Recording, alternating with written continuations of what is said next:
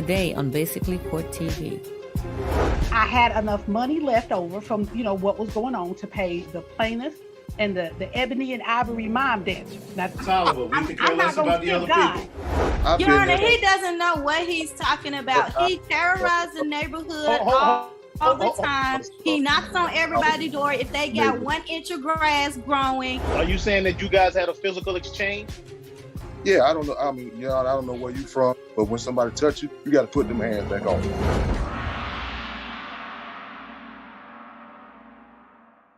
All right, so I've read your complaint. Mr. Tolliver, why are we here? Well, they booked me to sing at a wedding, and my fee is $5,000 for the wedding. She sent me a deposit, and when I got there, I'm doing everything in good faith, man. This is great times. I believe in love, hallelujah, praise God, and matrimony. I get there, I sing a song, I tear the church up, tear the event up, and then when it's over, I'm ready to collect my balance. She talking about she don't have the money because she had to pay the caterers. Singer, I get it. Okay. So, Mr. Tolliver, hold on a second. Let me hear from Mrs. Green. So, Mrs. Green, Yes, tell me your version of what happened. with this wedding, sir, I was put in a hard place. I had to make a financial decision. I've been doing wedding planning for years. Never not paid for a service. The bride. Wait a minute. Hold on. So, the initial agreement was for $5,000, correct? It was, but Okay, hold on. No. It was, you guys agreed to $5,000. So why do you feel? I mean, he came, he performed. Why do you feel he does not deserve the balance of you guys' agreement? He came, highly recommended as a professional, experienced singer. And, Right. the bride has this little thing for Fred Hammond, so if you touch your head a little bit and squint your eyes, he kind of got the Fred Hammond look. Not really, but I mean, he can pass. So he would work for what I needed him to do. So when we met, he sang a little bit, not impressive, not like he's going to get like a record deal impressive, but, he would do for what I needed. And we did do the $5,000, but it was because I agreed to it because I thought the performance was going to be a lot better than the audition. So like, wait, time out. time Can you sing something? Have him sing something because he can't sing. So hold on. Are you saying that he did not deliver adequate performance for your $5,000, and that's your reasoning for not paying him?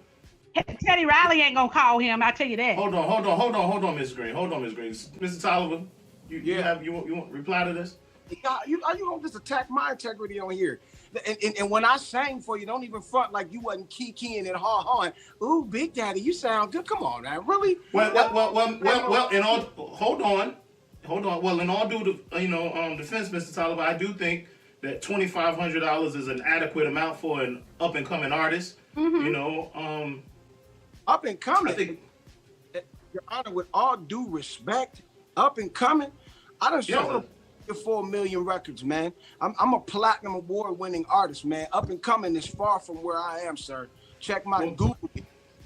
I've never heard of you. Mrs. Green, hold on a second. Mrs. Green, hold on a second. Hold on.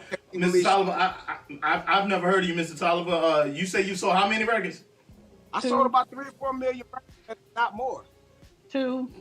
Okay, can you tell me one of the records that you may have done? I've just never heard of you. My group was called Men at Large, man. We were discovered by Gerald Levert in the 90s on Atlantic Records, man. We had the #1 song of the year in 93 called So Alone. First record was #2, Use Me. I mean, come on, man. I got like 4 or 5 top 10 and 3 or 4 top 20s. Come on, man. Seriously, look me up. Mr. Tolliver, I've heard those records. I can recall those records belonging to Gerald. Mr. Levert, I don't recall you being in the group. What I'm saying to you, Mr. Tolliver, is, I'm not saying that you can't sing. It's a possibility that you can, and you might be great at it. And if you would like to use our platform to maybe showcase your talent, maybe Sing something. Somebody could possibly hear you and maybe want to do something with you. That's all possible. First and foremost, let me show you this. Son, that's not you. Green, Mrs. Green. That's not you. The guy in the picture has hair, and that's not you. He's bigger. This was 1992. Lost weight and my hair. I tell you what, we'll get to the bottom. Sing me a song, because I've never heard of you. I'm sorry, I've never heard of you. I know Gerald. You know, Gerald and I've bumped into him a few times, but I've never heard of you. I'm sorry. Sing me something. Sing something, sir. Come on, sing. Gerald Levert, let me do this. I redid his song in 19, Baby. No. I'm not asking you. No. Listen, Ms. Green, another outburst, and that's it. You're out of here. So, yes, Mr. Tolliver, I'm not asking you to sing me one of Gerald's songs. I know all of Gerald records. I mean, I'm asking you to sing me one of your songs. You're saying you're an established artist. She's saying you're not. I've never heard of you. I'm asking you, sing me a song that you may have recorded that I may know. I can't believe this, but okay. We were together just the other day, taking life for granted. Look at her grinning. Passing time away.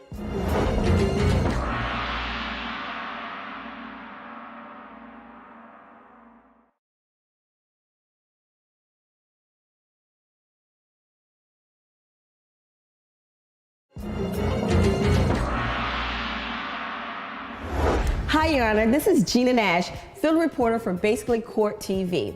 As we're watching this case unfold here today, we have many chiming in from all over the world giving their opinion on these cases, such as Jackie on Facebook, who says, $5,000 for a knockoff Fred Hammond? Girl, nope. And then Bossed Up Babe on Twitter is saying, that boy can sing. Oh my God, so many comments coming in for that plaintiff. It doesn't look good for the defendant. We just have to wait and see. Back to you, Judge. Mr. Solomon, stop. We're not gonna do this in my courtroom. I've heard the record before. That's a guy named Champion's record. I've heard this record before. See, breach of contract. That's why he didn't get no more money. Mrs. Green. Stop seriously doing me like this on live court TV with all due respect. I'm not. That's a guy named Champion. Listen, that's a guy named Jason Champion's record. I've heard this record. Champion is my brother. What is your last name, Mr. Tolliver? I'm Tolliver. Champion is my brother. Come on, man. I'm sorry. I'm just saying I've never heard of you. But what I will say is, you sound okay, Mrs. Green. You guys agreed to a $5,000 payout for his services, correct? He showed up. We did, and there was some there were some difficulties. Yes. What were the difficulties? Some additional people showed up because I'm a wonderful wedding planner. People come to my events because they want to be part of the fire. You know what I'm saying? So the caterer was getting ready to stop serving, like shut it down, no food, cut folks off, and I had to make that executive decision. So I had enough money left over from, what was going on to pay the plaintiff, the minister, and the ebony and ivory mime dancers. Now they were good, so they got their money. Get to the point about Mr. Tolliver. We could care less about the other people. But he did sing, he did show up, but it wasn't good enough. Like he said, he was famous, and so I'm expecting John Legend, Brian McKnight, Tyrese. I think what the whole thing boils down to is more than just what happened at the event. I murdered him. You're great.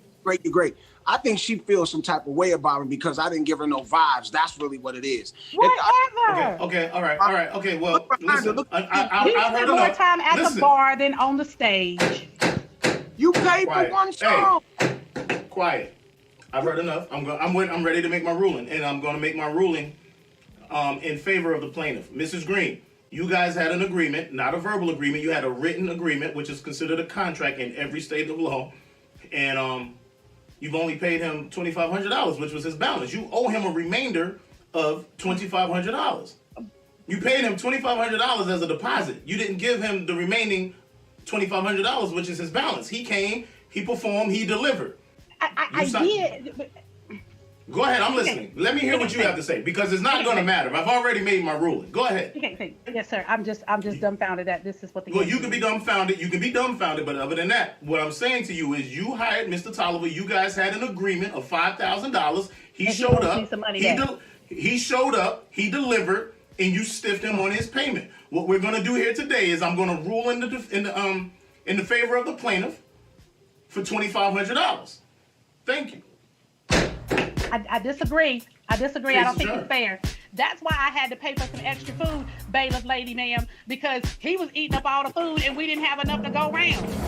A deal is a deal. You don't get to change the dynamics of an agreement after reaping the benefits. Once two parties come to an agreement, unless it's mutually amended, it is what it is. Once you autograph that bottom line, you forego your right to be upset with anyone about what's included within the four corners of that paperwork.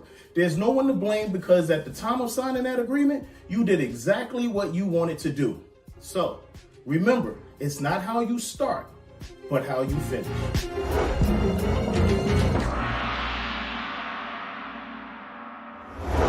All right, so this is the case of West versus Glenn. Ms. West, you're suing Mr. Glenn for $2,750 over a cabana. Ms. West, why are we here? Well, Your Honor, we're here because this gentleman who feel like he owns the whole neighborhood, I do. demolish my property. He came onto my husband and our house. This is our first home that we purchased in the neighborhood. We've been there for a while. And you know, it's the summertime. Everybody been stuck in for COVID and whatnot. So Okay, we so want to build hold on. something nice. What do you mean he demolished your property? What happened? Meaning that he came onto our property while we were at work and destroyed the whole cabana. The cabana, Your Honor, not no bench, not no swing set. He came onto my property and damaged our cabana. And it wasn't approved through the HOA. But you're not the HOA. Hold on a second. You're just the president. All right, so Ms. West, why is it that your husband couldn't appear with you today? Because he's taking care of our many companies that we have. So he's in meetings and he does things that he can't be like filmed. He got stuff that makeup can't cover. That's why. Okay. On his face. Ms. West, hold on a second. Mr. Glenn, tell me what happened in your version. What happened? Well, Your Honor, the HOA states that anything that's being built outside the home has to be approved. That's not true, Your Honor. So hold on. So Ms. West, did you have a permit to build a cabana on your property? Because these are how the state laws stated, right? I know the state laws. You don't have to tell me the state laws. I want to know if you had a permit. Well, I'm just trying to tell you, Your Honor. Like okay, you can share with me, but you don't have to tell me anything. I'm asking you, okay. Did you have a permit to build a cabana on your property? Nope. We did not have the permit per se, but because of this cabana was in our allocated lot, we didn't need a permit right away. So what does your covenant say? Does your covenant state that you can build on your property without asking or seeking permission from the HOA first? From my understanding, from what my husband was informed, yes. Nope. Yes or no? Is what she's saying correct? No, Your Honor. No, Your Honor. Anything built outside of the home has to approved through the HOA. Your Honor, he doesn't know what he's talking about. He terrorized the neighborhood all the time. He knocks on everybody's door if they got 1 inch of grass growing. He is a bully with glasses, searching the fields like Steve Urkel, talking about did I do that?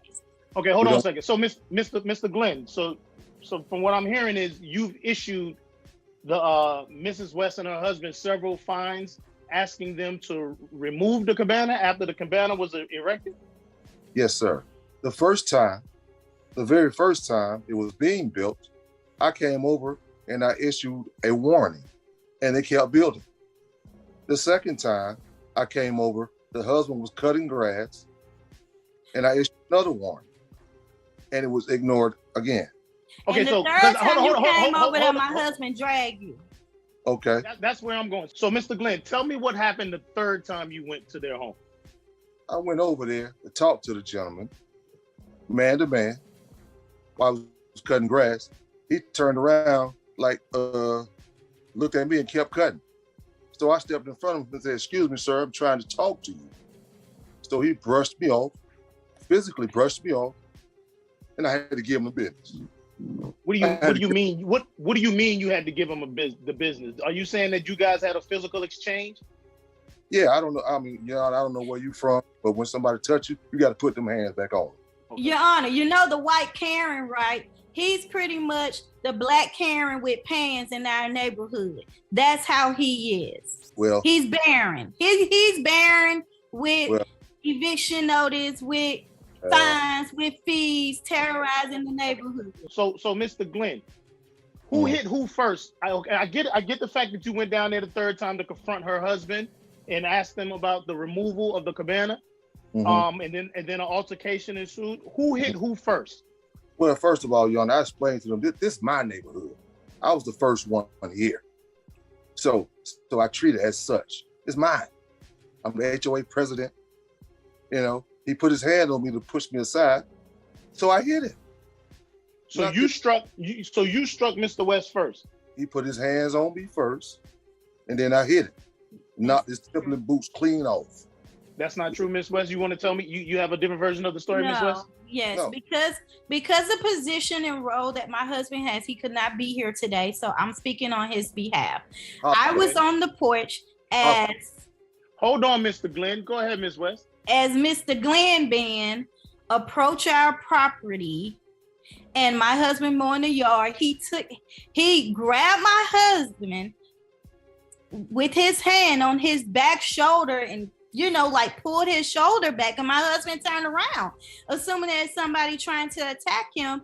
And the next thing I know, the episode of Martin, when Martin got knocked out and into the wall, that's because my husband's a very strong man. That's what happened to him, unfortunately. But I believe he learned his lesson by the way he was walking away with that swole lip.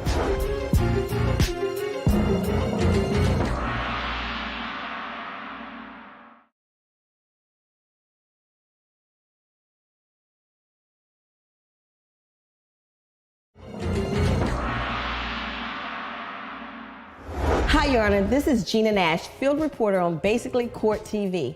As we're watching this case unfold here today, we have many chiming in from all over, just throwing in their opinions on the case. Such as Bobby V on Facebook, who's saying, I would have knocked his out too. Oh my God, and Pop78 here is saying on Twitter, sit down, Otis, in his Martin voice. Looks like we got mixed emotions on this one. We just have to wait and see. Back to you, Judge. Okay. Hold on a second. So, Mr. Glenn, what makes you think that this is your neighborhood? Because from what I'm gathering, it comes off as if you believe that this is your neighborhood and everyone is renting from you. Well, like I said, Your Honor, I was the first house in the neighborhood and became the HOA. Where's your deed? I think that's your grandmother's house. I don't even. Hold on a second. Okay, so let me be clear here, Mr. Glenn.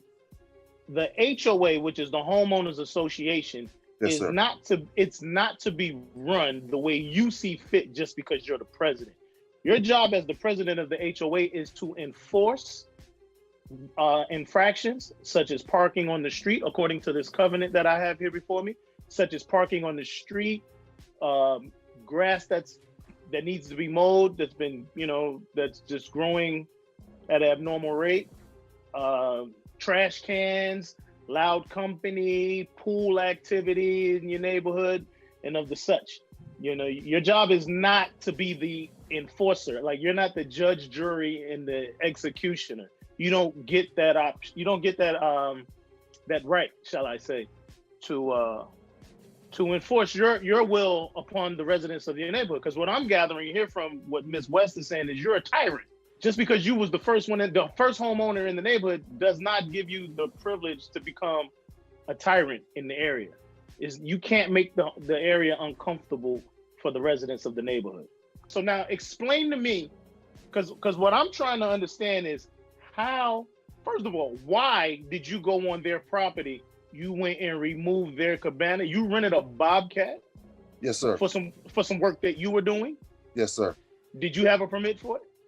Yes, sir. So you rented a Bobcat for some work that you were doing in your yard. Yes. I was removing stumps. I was removing some stumps in my yard.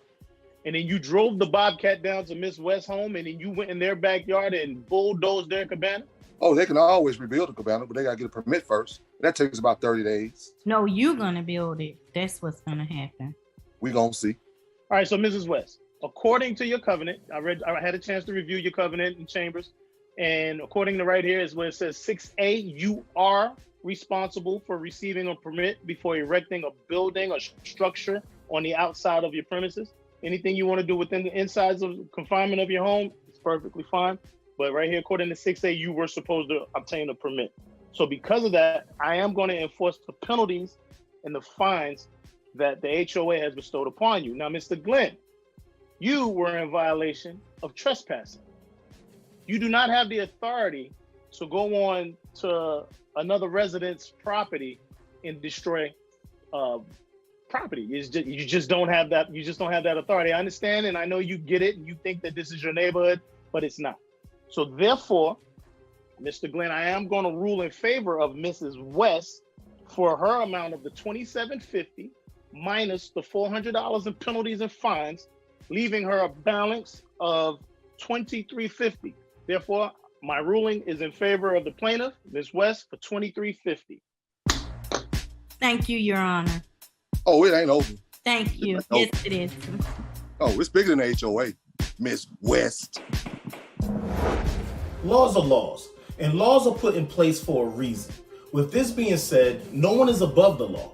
You're not allowed to take matters into your own hands. True indeed, getting the results that you want can seem to take what feels like is a lifetime, but still there's a process, and this process is set in place for a reason.